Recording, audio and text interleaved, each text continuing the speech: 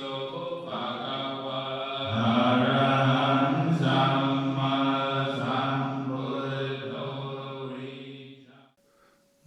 โมตัสสะภะคะวะโตอะระหะโตสัมมาสัมพุทธัสสะนะโมตัสสะภะคะวะโตอะระหะโตสัมมาสัมพุทธัสสะนะโมตัสสะภะคะวะโตอะระหะโตสัมมาสัมพุทธัสสะพุทธังธัมมังสังฆังนะมัสสามิ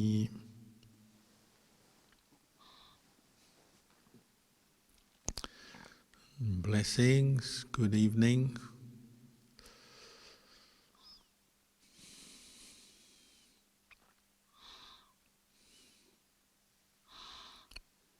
One of the interesting things about the Buddhist teachings is the way the Buddha in his wisdom was so good at explaining the different factors that lead up to things or cause things.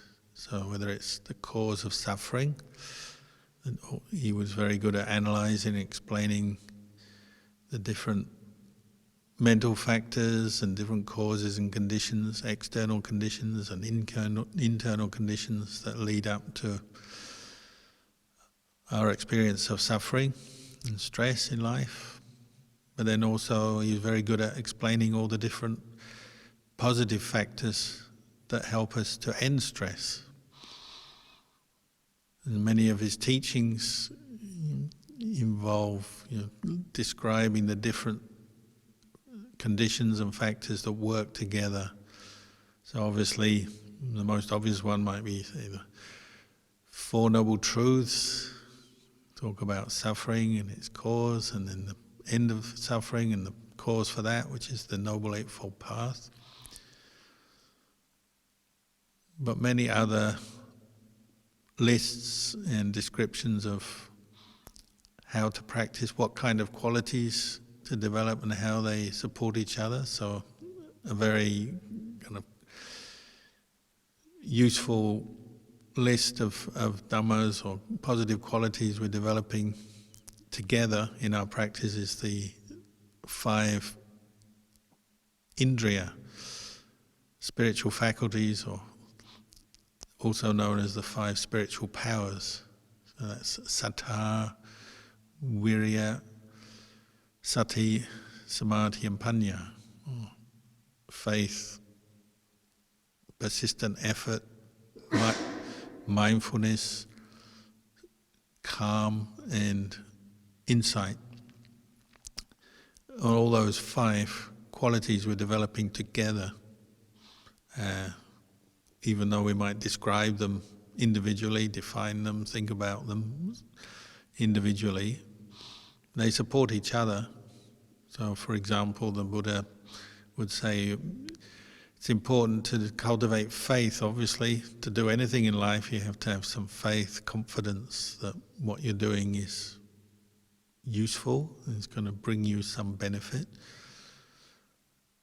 But then faith or confidence needs to be balanced by wisdom, insight.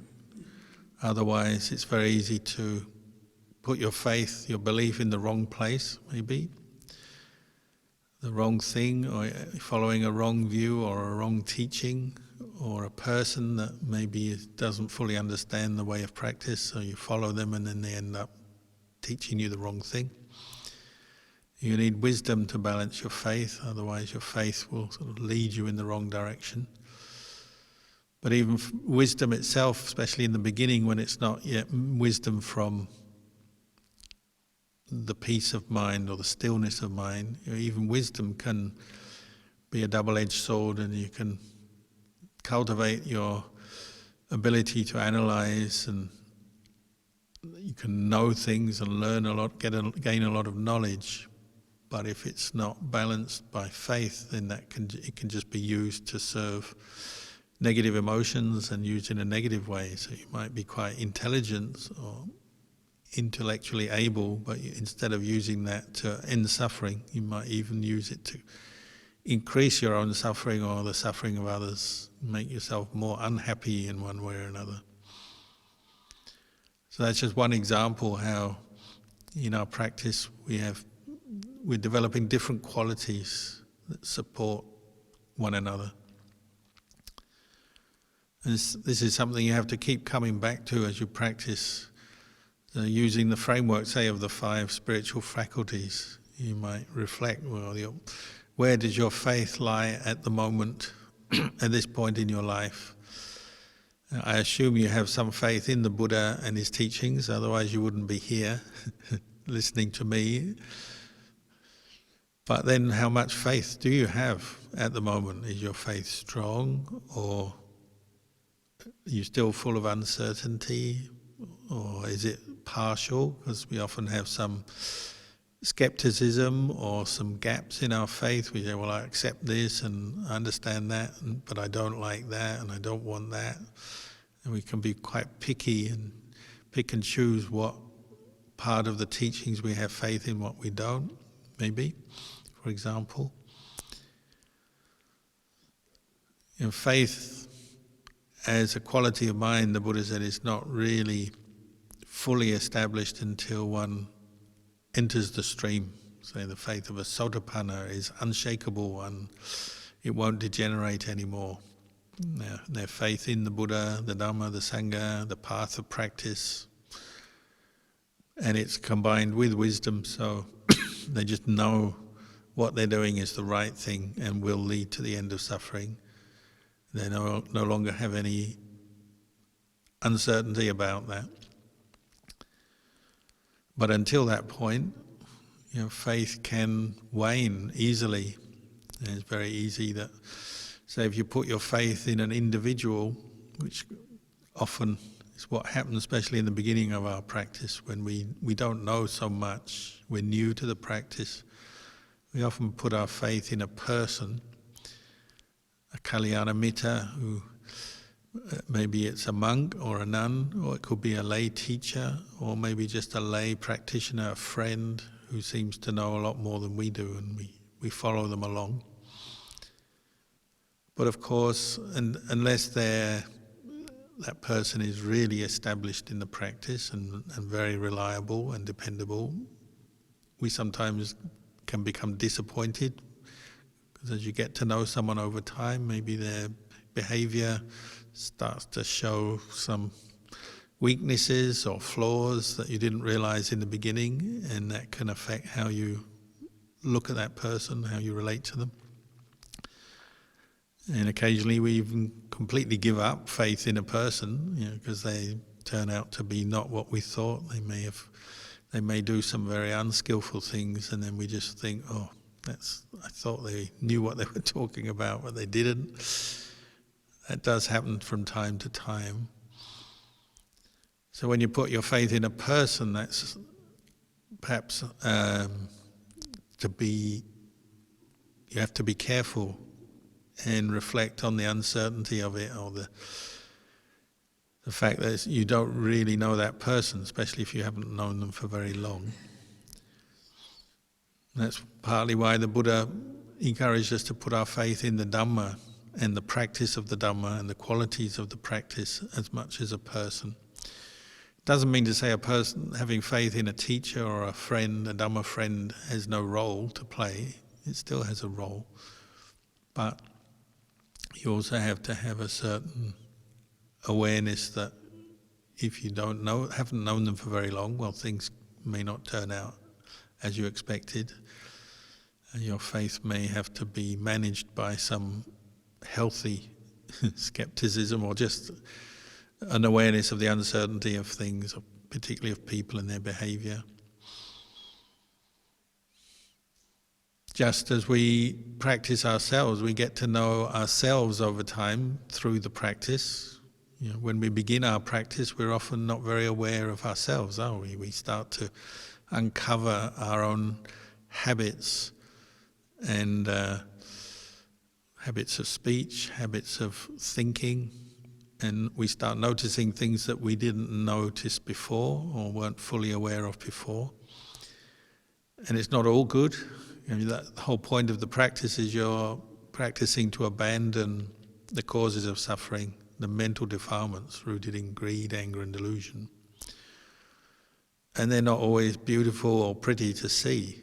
When you notice your own anger or jealousy or your pride and conceit or any kind of negative mental state, it's hard to accept sometimes. We don't like to admit faults. We don't like to admit we're not perfect. So when you begin to practice, often there's a certain period of time where you have to be quite strong and patient with yourself, because you're opening up and understanding and knowing yourself a bit better than before. So we need, say, when we have faith in another person, we need some wisdom to balance that. And even when we're looking at ourselves, we may have some confidence that we know how to practice and what the practice is, but we also have to have a healthy awareness of the uncertainty of our own mind. And if you suddenly realize that you've been wrong about something all these years, you had a wrong belief or a bad habit and you've only just discovered it, or sometimes you have to be quite strong and just own up and accept something. But that's what the practice is all about. It's about learning, and learning from your own experience, number one, but also learning about other people as well, learning about those around you. So the Buddha encouraged us not just to put all our faith in a person, because that can catch us out. Sometimes teachers and Dhamma friends fall by the wayside, or end up making mistakes or completely losing it occasionally. Of course, if you meet a good Dhamma friend who turns out to be very reliable, maybe somebody you associate with over the years, that's a great blessing, of course. That's perhaps why our teacher Lumpur Cha was so popular and had such a profound effect on the Buddhist community, both in Thailand and around the world. Because he turned out to be a very reliable, you might say utterly reliable and dependable teacher, in the sense that his own personal practice matched what he taught. He set a good example, meaning he did and practiced what he taught others.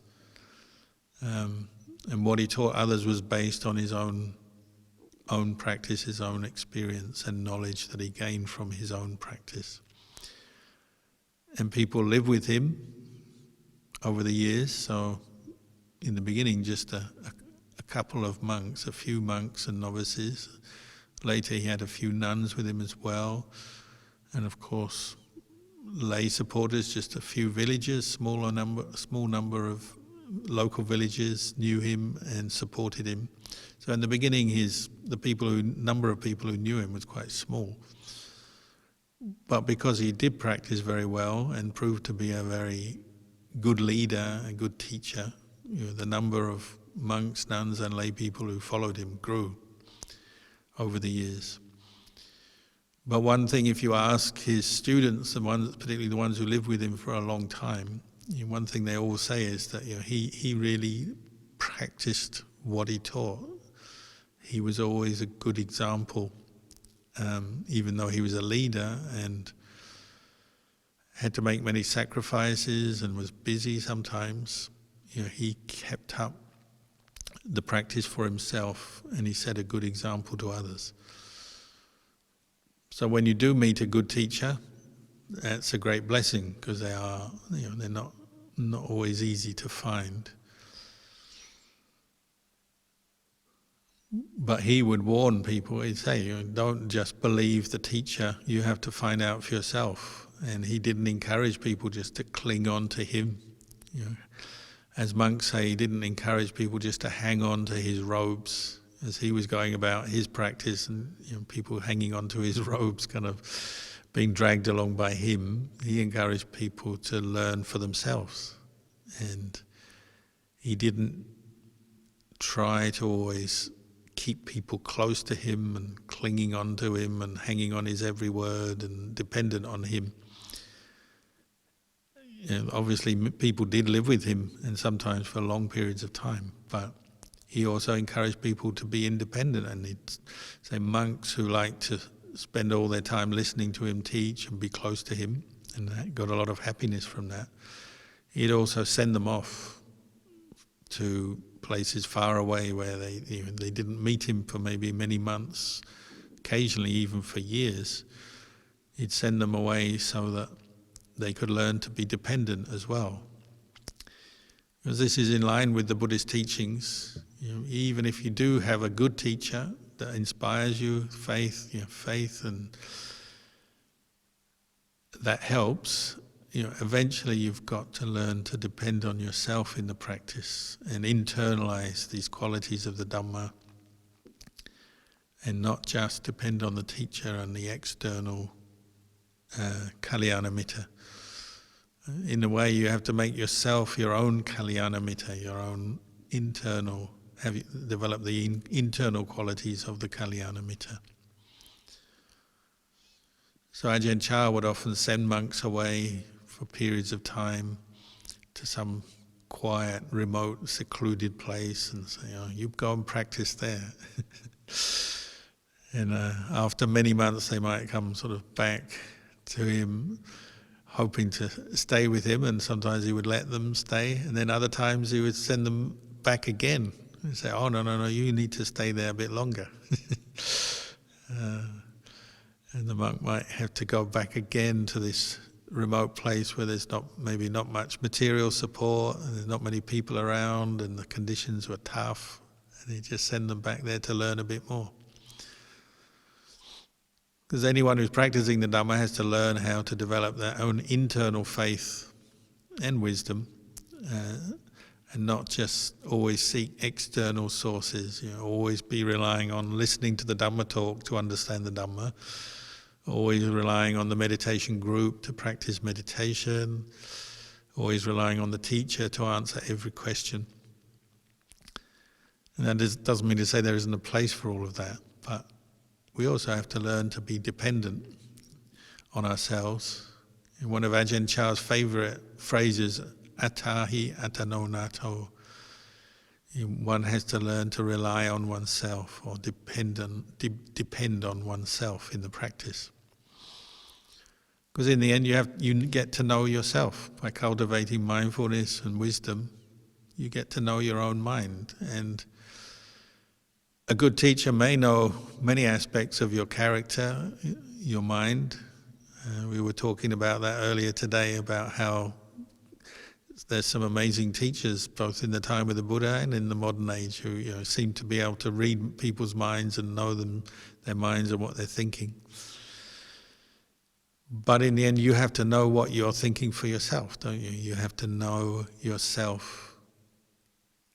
And Ajahn Chah, when people would say, you can read minds, can't you tell me what I need to do? He said, I haven't got time to know other people's minds and tell you what to do. You have to learn to do that for yourself.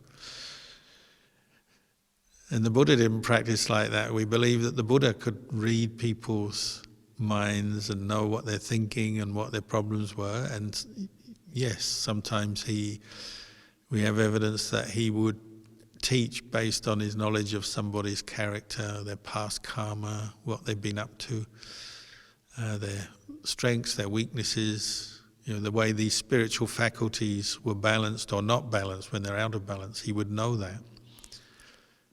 But it doesn't mean to say the Buddha was always kind of just on somebody's shoulder telling them what to do and telling them to wake up and telling them to do this or stop doing that.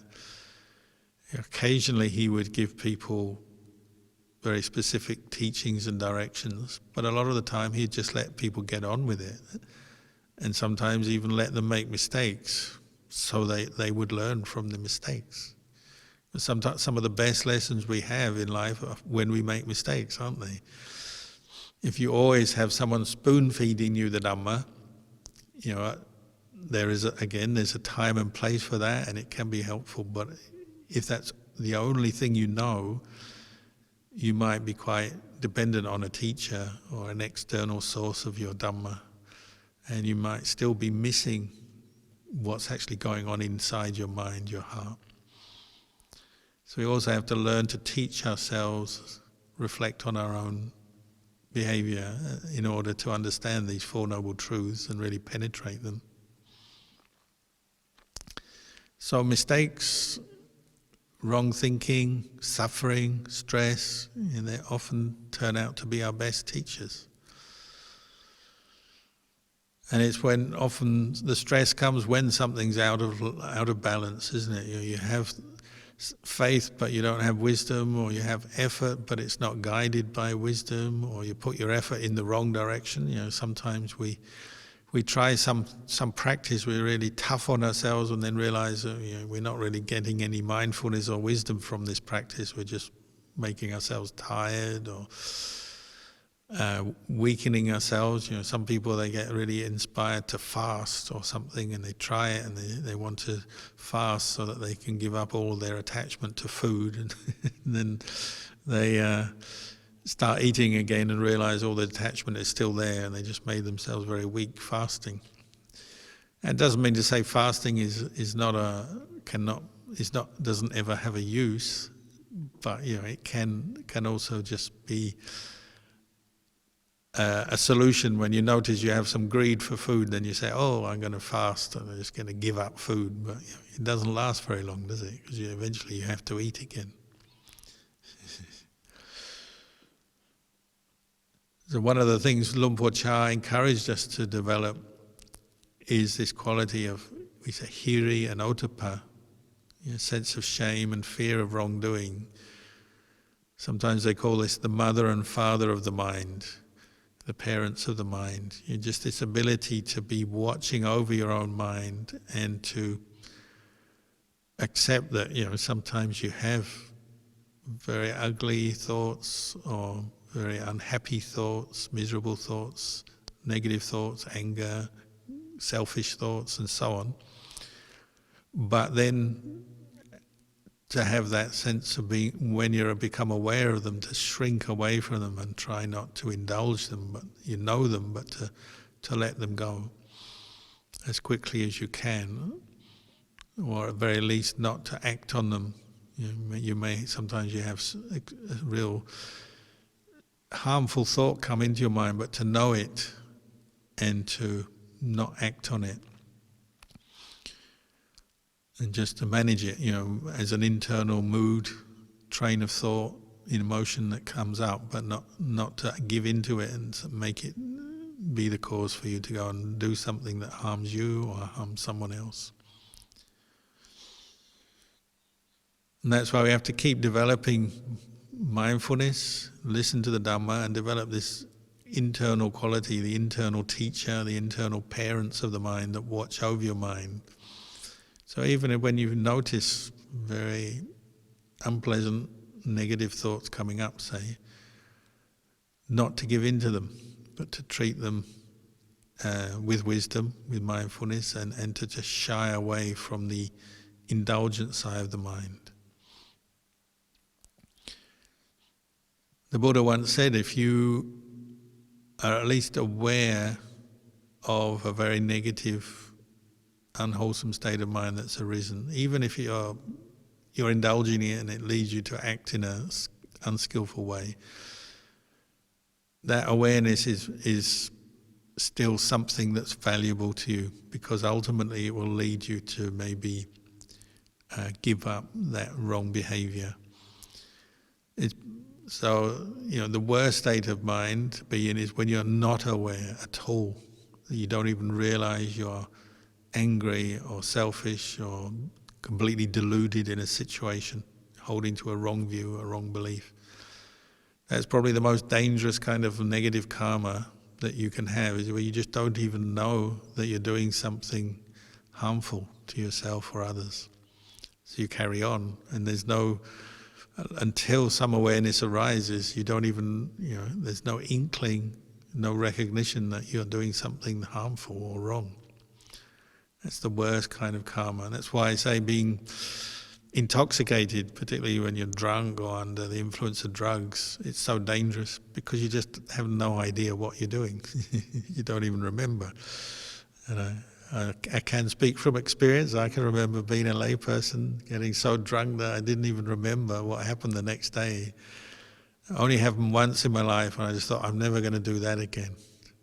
Because it's such a frightening state of mind, isn't it? If you're completely unaware that you don't know what you've done, don't know what you've said, it's so dangerous, so risky. So for me, that was it. I thought, I never want to experience that again, ever.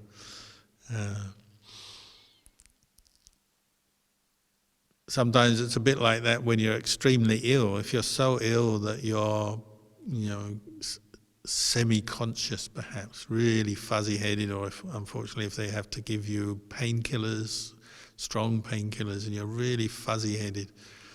It's another one, isn't it? We're just really unaware. But usually when you're ill, you don't do much other than maybe just lie there or sit there. You don't usually indulge the most negative thoughts you have in your mind, but they come up and they take over your mind. And people often complain when they're ill, they have lots of bad dreams, confusion, extreme emotions, feel very sad, very high, very low, and so on. But often they're not physically strong, so they can't do a lot of damage to themselves. But still, it's just that sense, if you have been ill and then you start to regain your strength, you notice how when you're ill, your mind is so unaware. It's kind of worrying, isn't it? It's concerning. And then it gives you the motivation to practice more mindfulness and continue with your Dhamma practice because you realize it's so valuable. Monks are often, one of the things they try to aim for is at the end of their life, if they're having, strong illness like cancer or anything else where the doctors want to prescribe medication, particularly painkillers, morphine and other similar kind of painkillers. Monks are often trying to avoid that as much as they can. They put it off as long as possible and they refuse it as much as possible. Because even though they may be in a situation where they're very experiencing a lot of pain, they don't want to lose their awareness. It's like your number one asset, the most valuable thing you have. The more you practice, the more you realize that. Even if your body is finished, say at the end of your life or in extreme illness, it's your awareness you don't want to lose.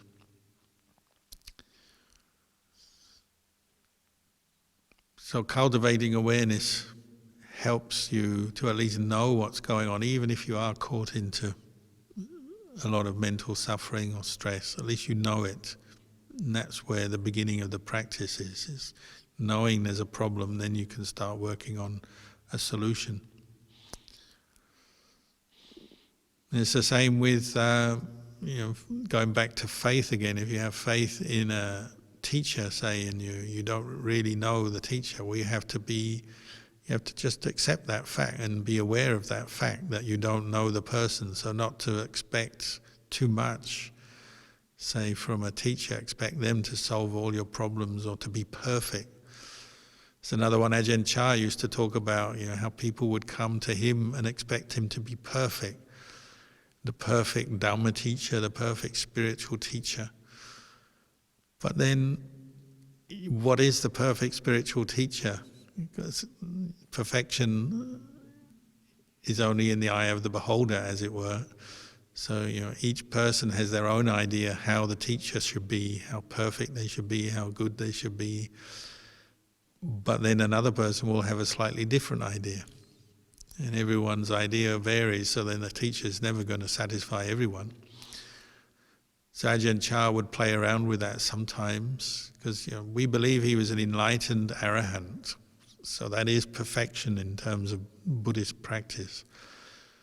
But each arahant still has their own character, their own background, personality. They've abandoned greed, anger and delusion from their mind. Their mind is completely pure.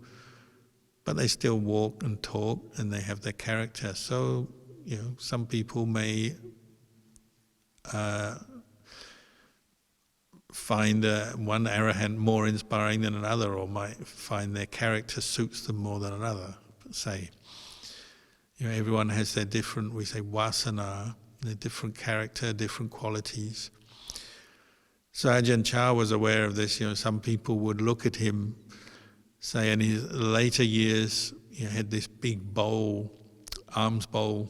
So, and because people loved him so much, they're always wanting to put food in his bowl. So he'd collect lots of food on alms round, and he'd come back to the monastery, and people would always offer, trays of nice food extra for Ajahn Chah, more than the other monks. So it's natural some monks, particularly the new monks, might look at him with a bit of envy or even critically and say, oh, he seems to have so much food, I get so little food, he gets so much good food, how can he be a teacher?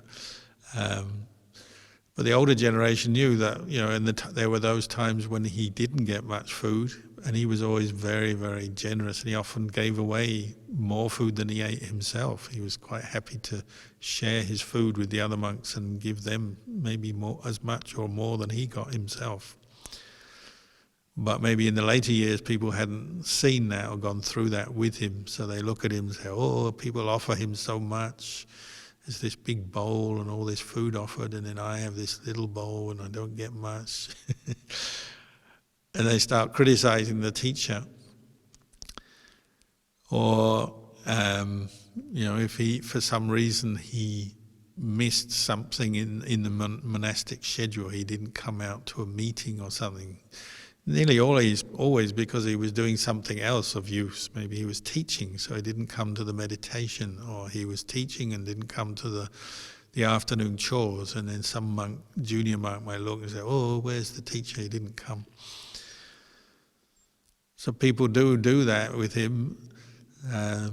One time, I remember one monk said he was having doubts that Ajahn Chah had all these people become monks and nuns with him, ordained with him. He's such a good, inspiring teacher. But then there was a period when a lot of the monks disrobed. And so he started to blame Ajahn Chah and think, oh, Ajahn Chah's not such a good teacher because all his students are disrobing. And then one day Ajahn Chah was talking to him about the plans for the monastery. I think they were going to build a new building, and he was just saying, well, we're going to build this new building, and then we'll do this, do that. And then Ajahn Chah just turned to the monk who had been doubting him because quite a few other monks had disrobed. And Ajahn Chah turned to him and said, or maybe I'll just disrobe like those other monks and go off and find myself a pretty girl. And of course the young monk at first sort of gasped. He's like, huh? What? How could you say that? But then he realized, oh, Ajahn Chah is just teasing him, getting him to see his own attachment to the ideal of the teacher. Oh, the teacher has to be perfect, celibate, beyond lust, say, beyond attachment. And after a while he realized what Ajahn Chah was doing and got it. Ajahn Chah was just poking fun at his own, this monk's attachment. And he'd do that sometimes, sometimes he would do something that would just make the monk question his own attachment to the ideal of the teacher. And sometimes we need to do that to ourselves. We have to question our own faith in a teacher or question our own faith in ourselves even. Sometimes we're full of conceit and we think we know everything.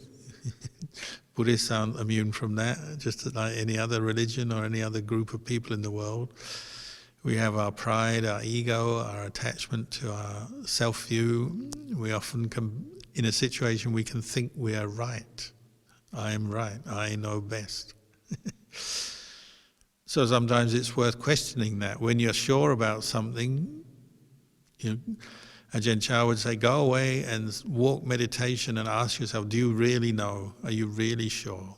Is there any other way of looking at this thing that you think you really know?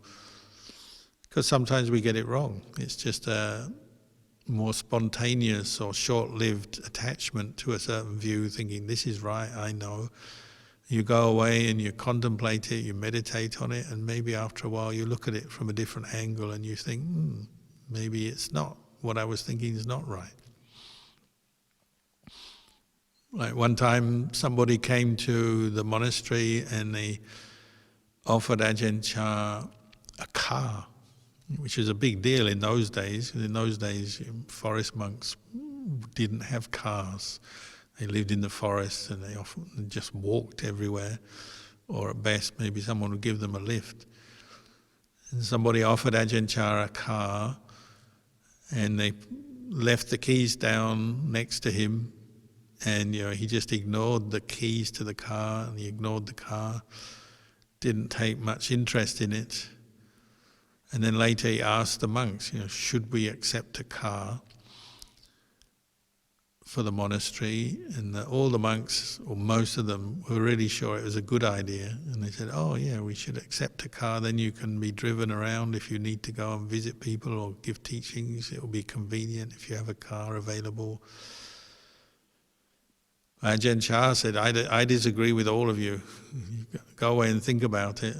And he didn't accept the car. And later some of the monks, they thought about it. They thought, maybe it is a good idea not to accept the car. Because what did the Buddha teach us? He taught us to practice fewness of wishes, living simply, not accumulating a lot of wealth, not attaching to many things. These are the kind of things that the Buddha taught. So if you refuse a car, even though it's a very kind offer, maybe that's a good thing. So they did change their view, but they had to think about it first. They said if Ajahn Chah had accepted the car, they would have all seen it as a good thing, and just no one would have thought twice about the whole matter. Life is like that, whether you're in a monastery or at home or wherever you are. There'll often be things that you just go along with and you think, oh, that's a good idea, and you go along with it, but you haven't really checked your own belief, your own view, your own idea. Maybe it's not what you think. As you go through the practice, you get better at checking your beliefs, your views. Again, wisdom balancing faith.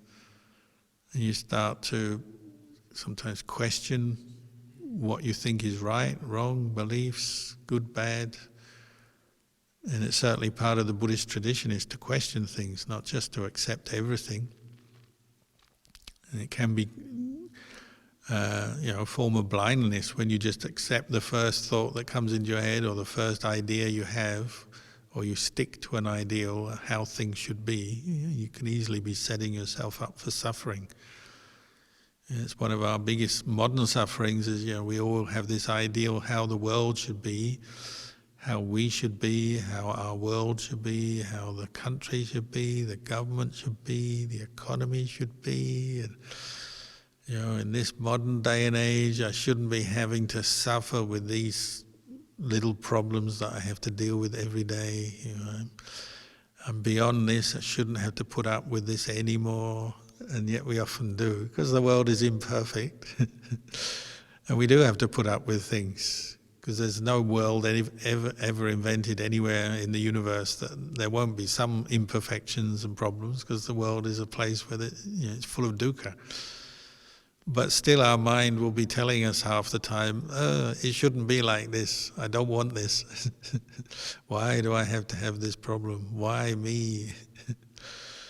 We have to question that. Well, what's going on there? Why do I think like that? Maybe it's just because I have an attachment to an ideal or an expectation. There's a big part of our suffering as human beings. You're born into the world, you have a human body, you're going to have suffering.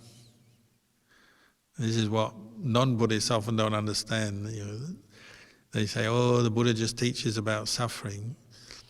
Well, the Buddha didn't just teach about suffering, he taught about happiness as well, but he just pointed out that if you are born with a human form, you will definitely have suffering.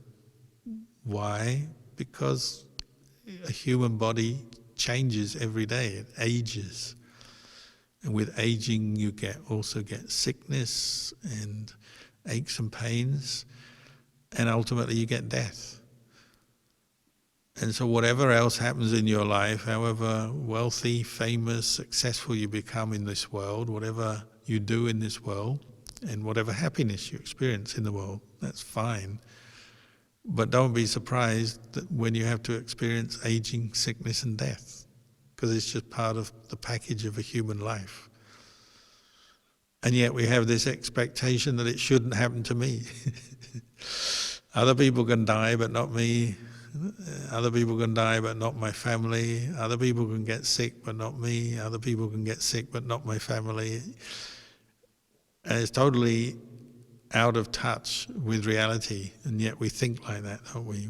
We don't accept the normal suffering of a human existence.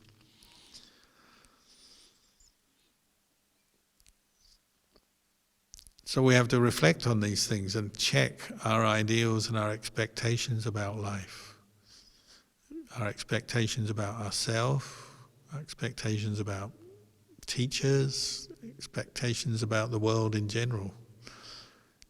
We have to question some things and ask ourselves, is this realistic? Is this in line with the truth, with the Dhamma?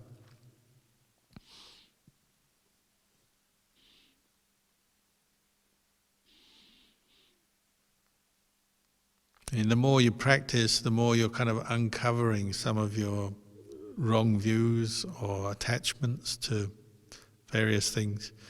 You almost get to expect that. Instead of expecting everything to be perfect and getting surprised when you have a bit of suffering, it kind of goes the other way, and you acknowledge and notice the suffering more and more often. So you expect it. Oh, whenever I follow craving and attachment, I suffer. You get used to that the more you practice, so then that's what you're looking at. And that doesn't really change, as far as I understand it, until one reaches Nibbana, the end of the practice. There's always got to be that part of the mind that's investigating the truth, looking, learning, and questioning things. Questioning assumptions about ourselves, assumptions about other people, even assumptions about teachers. We need to do that in order to learn, to use our own experience to learn about the truth. When we stop doing that, it's like the mind goes to sleep, isn't it? It's asleep. It's not going to understand that much or learn or grow if we stop looking and learning. This is why the practice of mindfulness and investigation of the Dhamma, reflecting on the Dhamma, is so central to the practice. So even if you have a good teacher, like Ajahn Chah, he'd say, go away and work with this, contemplate this. He wouldn't encourage people just to believe him as such or attach to him. He would encourage them to go away and find the answers themselves through their practice. And he'd just give pointers or encouragement. And the Buddha was the same. The Buddha didn't say just believe me and teach a religion based on just belief alone, faith alone. He said go and test this, put it to the test, practice with it until you know for yourself.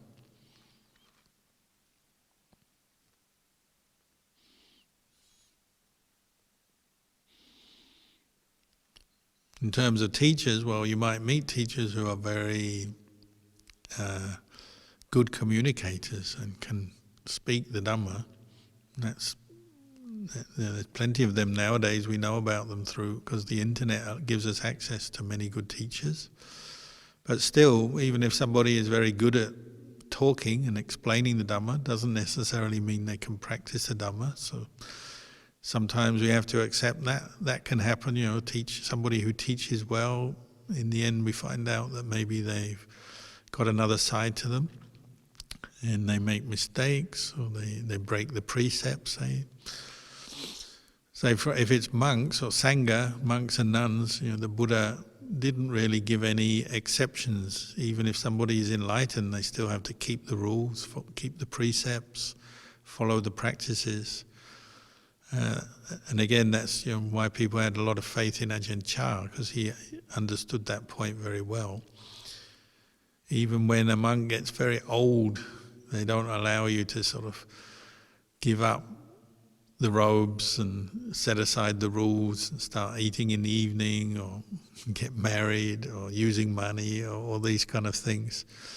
The rules apply from day one to the end of your life, and it applies to everyone in the Sangha, whether they're new, they're old, whoever, however wise they are, however peaceful they are, or however not very wise they are. The rules are the rules.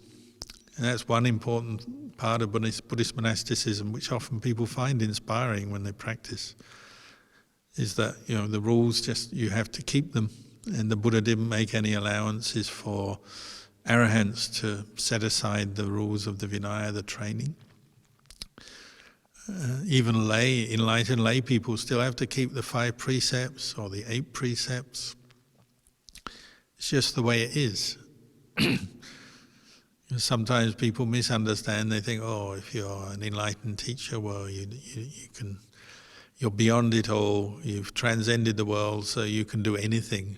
And, this is one of the problems when people have that misunderstanding. Then perhaps they do take advantage of their students or do the wrong thing, and it can be uninspiring when you find that out. But of course, you have to come back to the practice rather than the individual. And the practice of Buddhism, Buddha Dhamma Sangha, is much bigger than one individual. In the history of Buddhism, right up to the present day, there are those individuals who have seemed very good teachers, can answer every question, but then suddenly they drop away and they stop keeping the precepts, or they give up the practice. If it's a Sangha member, maybe they disrobe. Or a lay teacher, maybe they're caught doing something they shouldn't do. It happens from time to time. But the principles of practice don't change. The Four Noble Truths don't change. The guidelines of the Buddha don't change. It's just certain individuals may be unable to fulfill the practice and complete the practice. You have to accept that. That's just karma.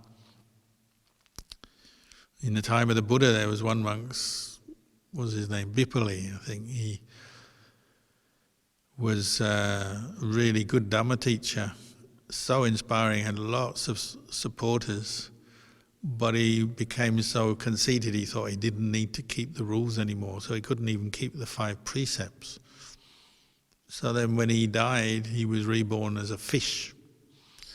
But because he'd been a very good Dhamma teacher, he made some merit by teaching the Dhamma to others, but he hadn't practiced it himself. So he became born as a fish, but he was this beautiful golden fish, probably like one of the most beautiful goldfish that you see in ponds these days. And somebody caught the fish, and they're so impressed with the colour and the aura of this fish, they took it to the Buddha and said, "Look at this fish.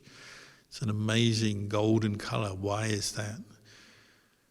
And the story goes that the Buddha said, well, this used to be a monk who was a really good Dhamma teacher and very impressive and had so many students, but he didn't keep the precepts. So he wasn't a good monk. He's reborn as a fish. And he's actually destined for rebirth in the hell realms because he was a monk and he took advantage of other people by accepting their offerings, but he didn't keep the precepts. He wasn't pure. And then the fish seemed to acknowledge that. When the Buddha said this, the fish acknowledged that, gave a kind of a yes, that's true. And then the fish bashed its head against the ground and died. And the Buddha said, well, he's reborn in a hell realm. So sometimes it happens. Teachers lose the plot. They get attached to the wealth, the fame, the fortune. They sleep with their students. These things can happen. And then people lose faith, and the teacher themselves end up in an unpleasant destination. But it's just human failings, so we shouldn't put all our faith in the teacher alone. As I said, it's a great blessing to have a good teacher, but we also have to accept, more important is the principles of good practice. If a teacher embodies those principles, good, but it's the principles we're emulating. The sila, the samadhi, panya, those are the real teachers, and we have to learn how to develop them for ourselves in our own practice. And there'll always be teachers who maybe let their students down sometimes or lose their way. If that happens, that doesn't mean to say the whole of Buddhism is wrong or the Buddhist path is wrong. It just means that individual has failed or had weaknesses. We have to accept that. Just as we have our own weaknesses, so sometimes we stray from the path and then we realize where we've gone wrong and then we pull ourselves up again. We get angry, we get greedy, we get lazy, we get deluded, we go in a wrong direction and start believing all kinds of wrong things or do wrong practices that are only going to bring us harm until one day we realize and then we come back to the true path. If you can see it in yourself, then you can understand how other people can get lost as well. But the whole point of the practice is to cultivate sila, samadhi, panya until these qualities are established in your mind. The faith and the wisdom, the effort and the samadhi, the mindfulness is all established, and then it doesn't degenerate anymore. The mind doesn't slip down or lose its way anymore. That's why they encourage us to practice to attain magga, phala, nibbana, the path and the fruit. And you have to have some confidence that it's worth doing and that it can be done and that you can do it. If you already have the belief that nibbana is impossible, it's just too difficult, maybe you might, some people believe in this day and age it's not possible, then that's going to undermine your efforts, isn't it? You're going to think, oh, it's not possible, therefore I don't need to make an effort for that. But the whole point of the practice of Buddhism is that it is possible if you're born with a reasonably healthy body, you're a human being, you've heard the teachings, anything is possible. You can develop this path and the fruit and purify your mind of greed, anger and delusion. It is possible, but you have to have some confidence in that and keep going and don't give up. And don't get caught into those views that sort of say, oh, it's something that they did in the time of the Buddha, but not this day and age. When I began practicing, I had that doubt. I thought, oh, there's probably only arahants back in the time of the Buddha. No one in this day and age can do it. And I was lucky enough to meet Luang Por Chah, and it seemed very clear to me, oh, this is possible even in this day and age. People can practice and receive the fruits of the practice and purify their minds.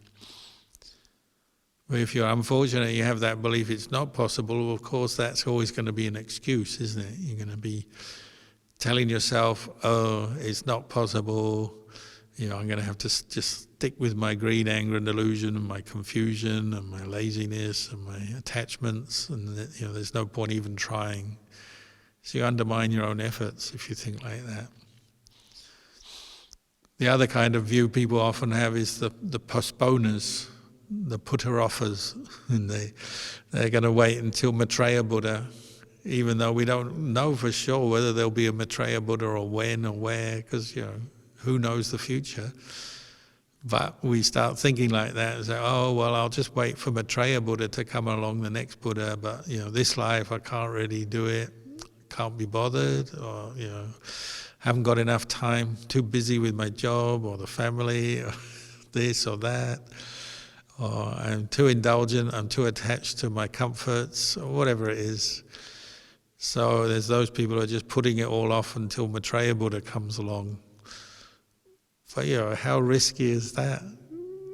You really don't, who can read or know the future? The practice is to be done here and now. The Dhamma is to be realized here and now. That's the place to practice, so don't put it off. Practice while you've heard the Dhamma, you've come in contact with it, do it now. Don't wait. Who knows what the future will bring? Nobody can be absolutely sure what's going to happen in the future. We don't know whether the world will be peaceful or there'll be wars, more wars, bigger wars, who knows? We don't know about our own situation, whether we'll be in a place where we can practice the Dhamma, hear the Dhamma, whether we'll have the good health to be able to practice. So many uncertainties there. I wouldn't put anything off until the future. I would start practicing this very day.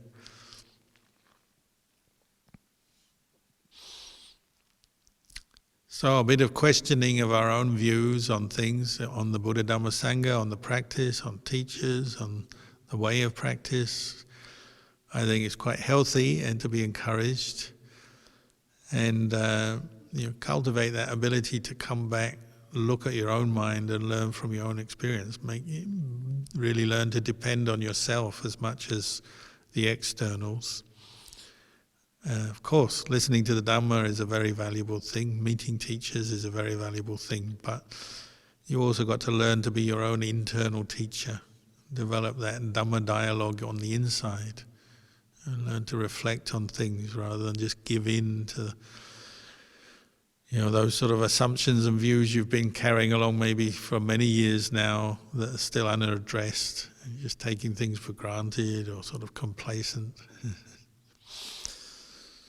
Anyway, I'll leave you with these reflections tonight and wish you well in your practice.